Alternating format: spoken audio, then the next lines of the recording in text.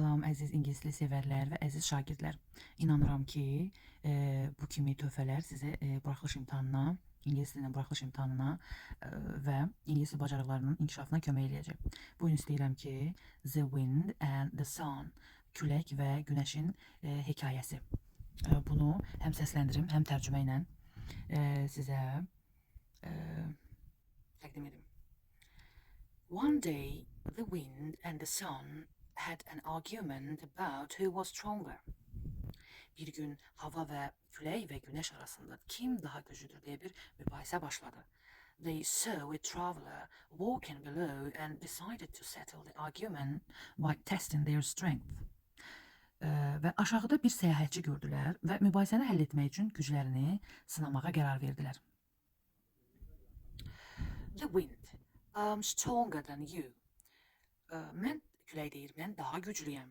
I will prove it by making that traveler take off his coat. Mən o adamı paltosunu çıxarmağa məcbur edəcəm. Watch how I blow it away.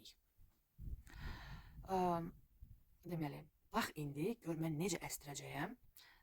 The sun, günəş deyir. Artıq günəşin sözləri başlayır. Let's see who is truly stronger.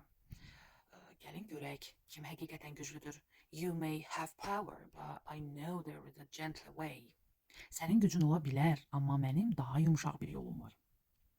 The wind began to blow as hard as it could. Hava bütün gücü ilə əsdi. O çox şiddətlə əsdi, amma səyahətçi paltosunu daha da sıxıb tutdu. The wind, külək deyir, this is impossible. Why doesn't he take off his coat? Bu mümkünsüzdür. Niyə axı o paltosunu çıxarmır? The sun, let me show you. Güneş deyir, göstərim sənə. The sun then began to shine brightly and gently.